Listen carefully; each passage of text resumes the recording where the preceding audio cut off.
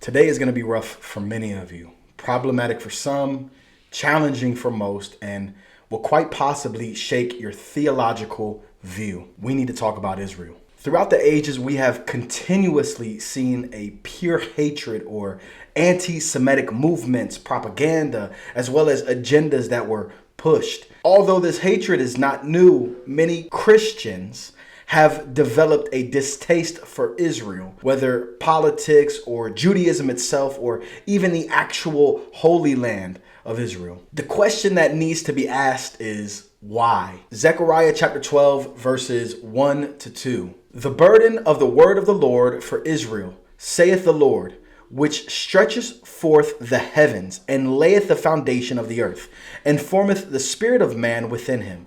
Behold, I will make Jerusalem a cup of trembling unto all the people round about, when they shall be in the siege, both against Judah and against Jerusalem. The Lord specifically says that he will make Israel, and more specifically Jerusalem, a cup of trembling unto all the surrounding nations. The word used there for trembling is ra'al, which means reeling or intoxication. You can easily look around the world, and on social media, there has always been an intoxicating madness or drunkenness of anger towards Israel, both the people and the land itself. Now, let me prove some historical facts for you. Genesis chapter 12, verses 5 to 7. And Abram took Sarai, his wife, and Lot, his brother's son, and all their substance that they had gathered, and the souls that they had gotten in Haran.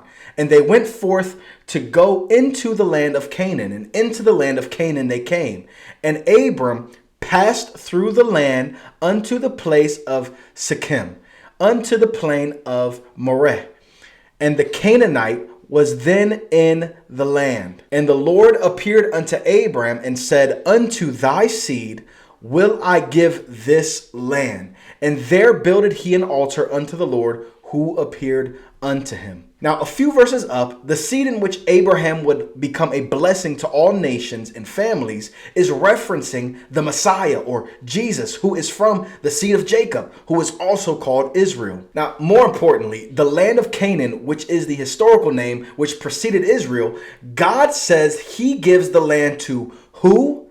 The seed of Abraham. Now, again, this points directly to Israel. I need to lay this foundation as I unravel some revelatory teaching for you to digest.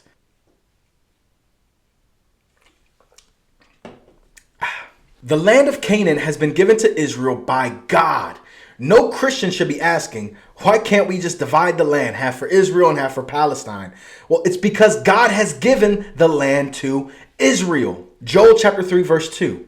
I will also gather all nations and will bring them down into the valley of Jehoshaphat, and will plead with them there for my people and for my heritage, Israel, whom they have scattered among the nations, and parted my land. Scripture tends to speak in types and shadows, as well as directly and prophetically. Now, prophetically speaking, there is a judgment reserved for the nations that stand and stood against Israel.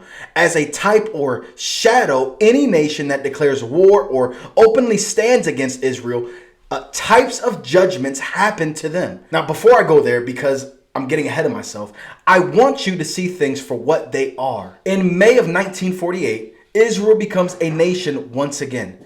This is important because now that they have their land, they will never lose it until the Antichrist comes into power, divides the land, and then after about 3.5 years, he persecutes the Israelis in an attempt to commit genocide again. Now, World War II was not a coincidence. It was a demonic attempt to kill off the Jewish nation. Now, let me show you why the enemy is seeking to do so. Jeremiah chapter 31, verses 35 to 37.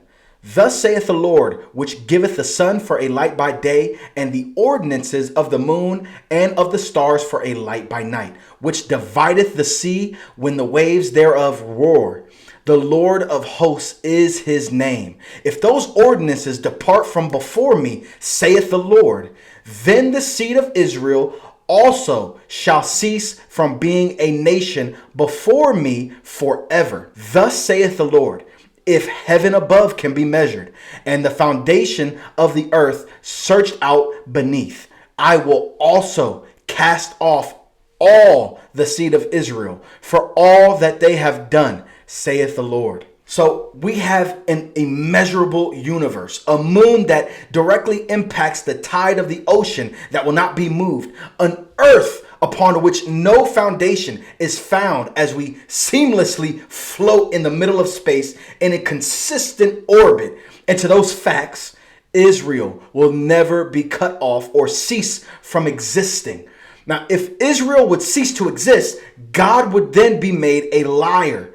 So the enemy has attempted many times to kill off the chosen people of God, to make God a liar. See, if God is made a liar, then our faith in him, it's in vain, and his word can never be trusted. God forbid, that will never happen. Watch this. The terrorist group of Hamas had a leader by the name of Yahya Sinwar, who was mentored by Sheikh Ahmed Yassin. Now, Sheikh Ahmed Yassin studied under what is known as the Muslim Brotherhood. For those of you who don't know anything about Hamas, think of it like this. They are a terrorist group who want to see the destruction of Israel. They do not like Israel. No peace can exist. No peace is desired. Now, Israel may want peace on their side, right? But if Israel says yes to peace, Hamas will do everything in its power to make sure that it never gives Israel the peace that they desire. Many of you guys have heard the slogan, from the river to the sea, Palestine will be free. That is referencing the very Jordan River. And they're saying from that river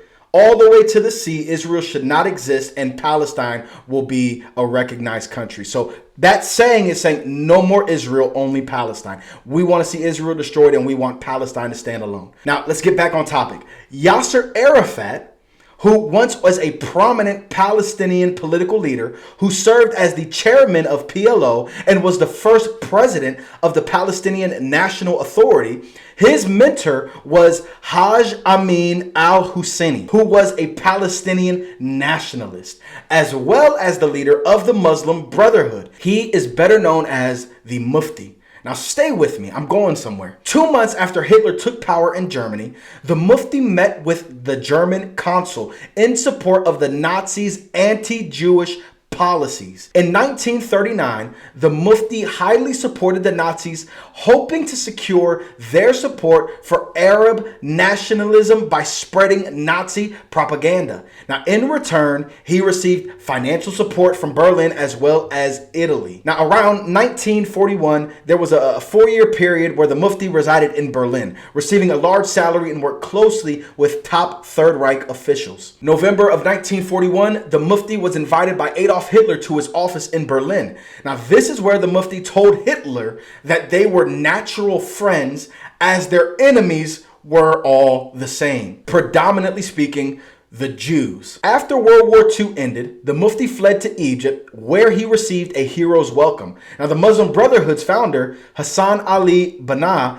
proclaimed Germany and Hitler are gone, but the Mufti will continue the struggle. Now, I know I just took you down a historical journey, but it was brief and it was to show you that what Israel is dealing with today is the continuation of what demonically inspired Hitler and the Third Reich. This strategic attack on the Jewish nation has been replicated throughout history. The enemy has not changed his tactics. Now, if I had more time, I would take you down this continuous rabbit hole. But there will be a time when all who openly opposed Israel will be judged. Now, I want to show you a revelation you have read over, but quite possibly never connected or thought to connect. Isaiah chapter 51, verses 21 to 23.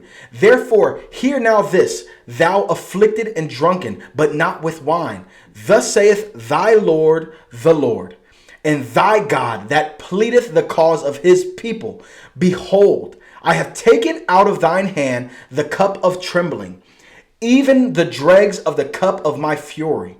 Thou shalt no more drink it again, but I will put it into the hand of them that afflict thee, which have said to thy soul, bow down, that we may go over, and thou hast laid thy body as the ground and as the street to them that went over. Now, God is saying he will judge the nations that have openly spoke and intended harm against Israel. This was a prophetic chapter regarding the coming justice specifically for Israel. Now, watch the connection here.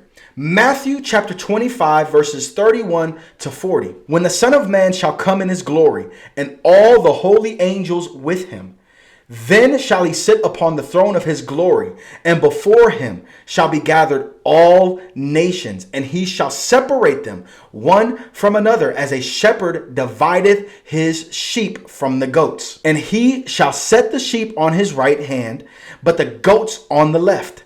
Then shall the king say unto them on his right hand, Come ye, blessed of my Father, inherit the kingdom prepared for you from the foundation of the world. For I was a-hungered, and you gave me meat. I was thirsty, and you gave me drink. I was a stranger, and you took me in. Naked, and you clothed me. I was sick, and you visited me. I was in prison, and you came unto me. Then shall the righteous answer him, saying, Lord, when saw we thee a-hungered, and fed thee, or thirsty, and gave thee drink? When saw we thee a stranger, and took thee in, or naked, and clothed thee? Or when saw we thee sick, or in prison, and came unto thee? And the king shall answer, and say unto them, Verily I say unto you, inasmuch as ye have done it unto one of the least of these my brethren, you have done it unto me. Now, did you catch it? Those who inherited the kingdom, they gave drink, they fed, they took in the homeless, and they clothed the least of Jesus's brethren. The word used there for brethren is adelphos, which means having the same national ancestor. Jesus is actually agreeing with what Isaiah had prophesied concerning God's coming justice for Israel. This stems back to the Abrahamic covenant. Genesis chapter 12 verse 3, and I will bless them that bless thee, and curse him that curseth thee, and in thee shall all families of the earth be blessed. Now listen to me. You don't have to agree with the political landscape or the decisions of Israel, but you better believe that God fights for them. Does this automatically categorize Israel as a righteous people? No. But they are chosen by God, and as a nation will be saved eventually. For now, there remains a veil over their eyes, in which as a nation, they refuse to acknowledge Jesus as their Messiah. Now, I really wish I had the time to lay out the historical events, the supernatural occurrences of how God supernaturally intervenes on behalf of Israel. But for time's sake, I will give you this biblical fact. Numbers 23:23. Surely there is no enchantment against Jacob, neither is there any divination against Israel. I need you to let that sink in. There is no witchcraft, none, not even a little, that can be done against Israel. That is how supernaturally covered by God that they are. I don't think you understand that. Witchcraft can be done against countries, states, cities, neighborhoods, communities, families, and persons, but none will work against Israel or the people of Israel. God has chosen Israel as his people, whether you like that or not. It will have to be a pill you learn to swallow. Israel belongs to God. To fight or stand against Israel is to openly challenge God, and none will ever win that battle. Now, I'll leave you with this because there is a greater promise tied into Israel. Romans chapter 11, verses 11 to 12. I say then, that they did not stumble so as to fall, did they? May it never be. But by their false step, salvation has come to the Gentiles to provoke Israel to jealousy. Now, if their transgression leads to riches for the world, and their loss riches for the Gentiles, then how much more their fullness? Israel's rejection of Jesus led to the salvation of all who would receive. That is so great to fully understand. But then Paul says, if that is great, imagine how much greater it will be for all when Israel is saved. We know that all throughout Isaiah, we get glimpses of the kingdom rule and reign on earth. Now, even John writes in Revelation how he sees that God will wipe away every tear and how there will be no more sickness or death, no more war, no more hunger. It will be perfect shalom. And that happens when? After Israel receives Jesus as their Messiah, when he comes and he places his kingdom upon earth, when he is physically ruling and reigning. Shalom is such peace that it destroys chaos. Now, again, you may not agree with Israel or support some of the decisions that they make, but the opposing side has demonic roots and inspiration. And in the end, they will be judged. I encourage you to do as David poetically sung. Psalm chapter 122, verses 6 to 9. Pray for the peace of Jerusalem. May those who love you be at peace. May there be shalom within your walls, quietness within your palaces. For the sake of my brothers and friends, I now say, shalom be within you. For the sake of the house of Adonai, our God, I will seek your good. There are promises tied to Israel, and those promises benefit the entire world. God bless you, saints, and may the Lord bring you more increase in Jesus' name.